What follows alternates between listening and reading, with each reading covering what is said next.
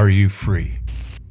Free from whatever happened in the past, free from whatever might happen in the future, free from that endless dialogue in my head, free from that voice that keeps putting me down, free from worrying about what everyone else thinks, says, or does, free from having to look a certain way, act a certain way, be a certain way, free from worrying about somebody else's expectations, free from worrying about my own expectations, free from my sin, my lust, my greed, free from my unhinged, out of control emotions, free from all the distractions, confusion, noise, free from wanting more money, more pleasure, more stuff, free from my mistakes, my screw-ups, my guilt, free from my insecurities, inadequacies, inhibitions, free from my harsh, critical negativity, free from feeling discouraged, depressed, lonely, free from never feeling good enough, loved enough, free from all the fear.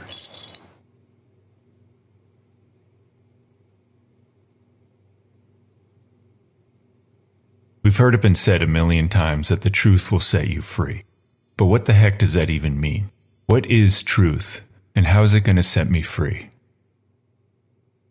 Truth is the light that reveals all the darkness. The beacon on the hill when we're lost in the woods. The solid ground we build our house on. The soil, the water, the sun that feeds us, helps us grow. It's that thing every single one of us has been searching for since the first time we asked the question. But truth is elusive. It's hard to find, like a treasure buried out in some field in the middle of nowhere. And we search and search and search and may find bits and pieces of it. But we mix it and add to it and hammer it down, molding it all together into something it's not. And we can tell this isn't truth because it won't open any of the locks.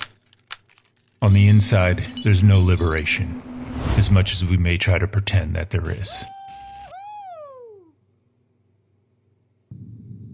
Only one man in the history of our entire universe was ever bold enough to say, "I am the truth. I've come to reveal the truth. For this reason was I born."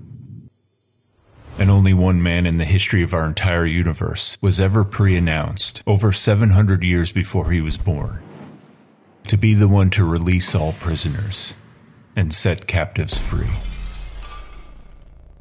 And for those of us who may smirk and roll our eyes and say, "Oh man, I should have known this was going to be about Jesus," I ask you, honestly and at peace, look for yourself and tell me the one thing he said or did that you think was wrong.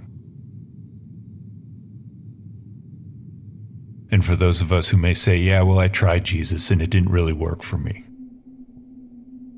Well, Jesus isn't something we try like sushi or the keto diet. It's somebody we know.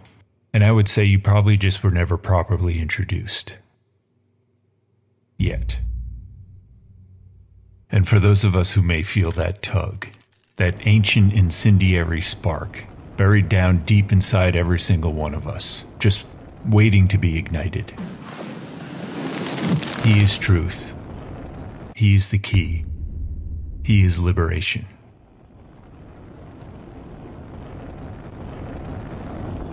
So how does he set us free?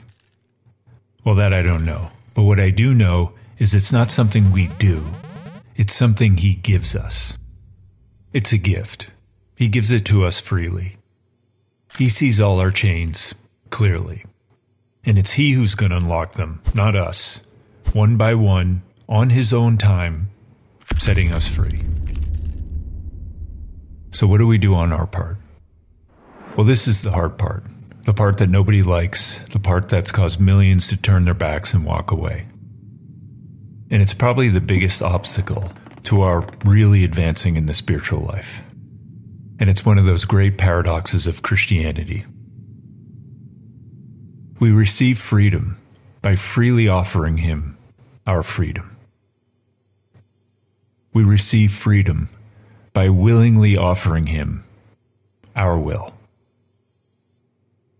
By submitting and surrendering our will to his, we are set free. Oh, but that's oppressive, restricting, tyrannical. I'm the only God of myself. Well, there's two types of freedom in this world.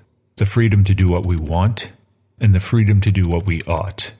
One of them leads to, and the other to. Look at it this way, and I'm stealing this analogy. Who is more free to play the piano?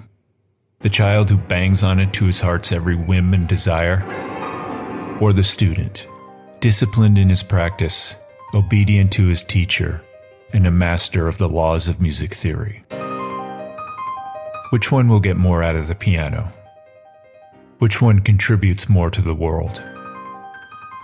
It's not our submitting to the truth that is oppressive, restricting, and tyrannical. It's our ignorance of it.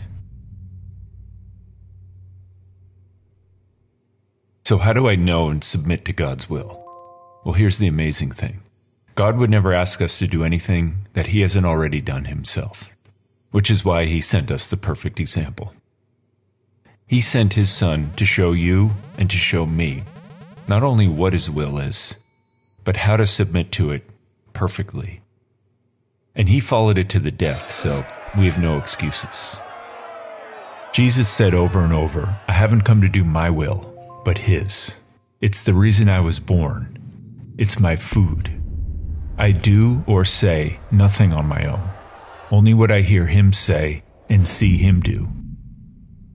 And let's not forget those very sobering words. Not everyone who says to me, Lord, Lord, will enter the kingdom of heaven, but only those who do the will of my Father.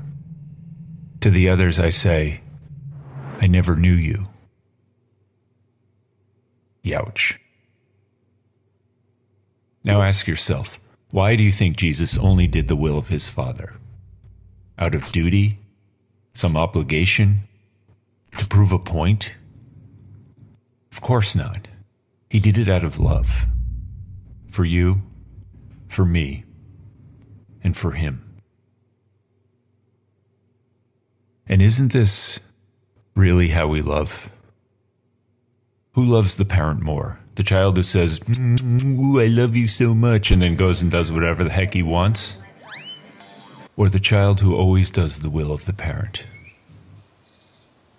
And won't the parent give that child everything he wants and needs, including his freedom? Do you see the paradox here? This is how we love God back. Not just by showing up at church on Sunday and throwing a bunch of words at Him and then doing whatever the heck we want, but by being doers of His will. Now believe me, I get it. This isn't easy. This is hard stuff. It's lifetime work. But I think this is what Jesus was talking about when He said repent, or metanoia. Metanoia is not about just stop sinning. That's only the first step.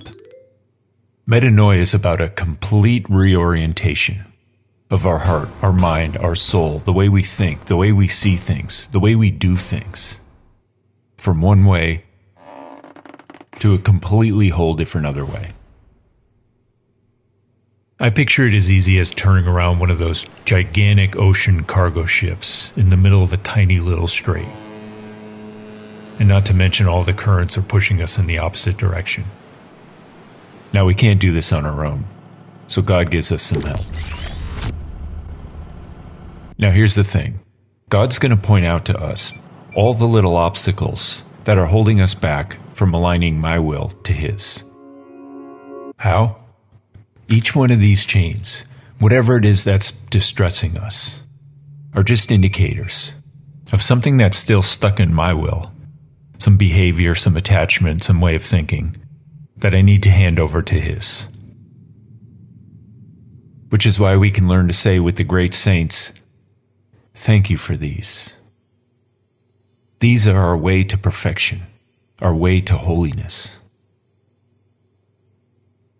Now, just to be clear here, this doesn't mean that all our problems and adversity and all the bad things that happen to us are just going to disappear. That don't happen till heaven. What it means is we're just not going to care about them anymore. They're not going to have any power or control over us anymore. And that is freedom.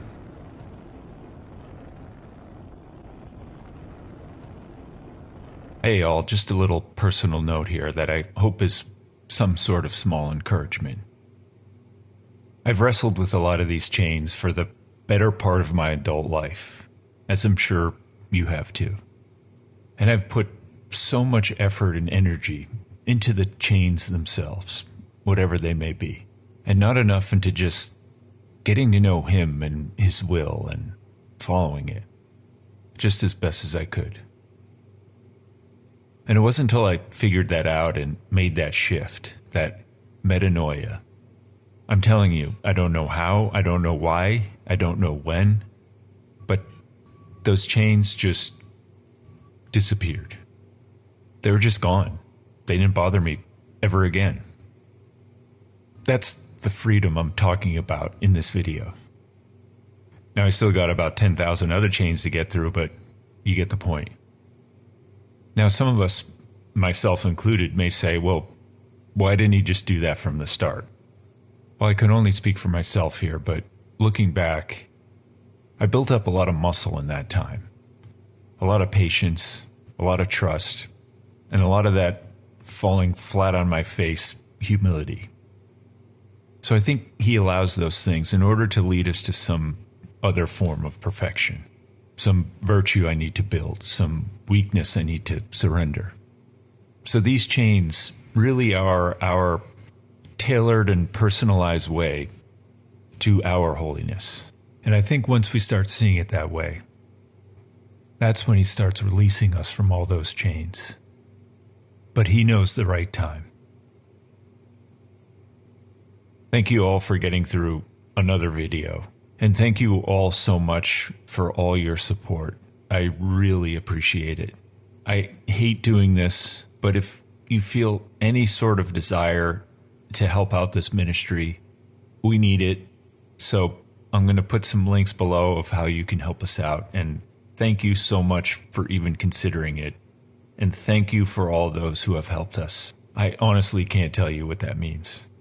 And if anyone's looking to join a cool community, just a place where we can talk about all this stuff, wherever we are in our faith, it doesn't matter. Check out our Discord, link below. There's a lot of really awesome people on there, making a lot of really awesome connections. So thank you, I love you guys, and may God really bless us.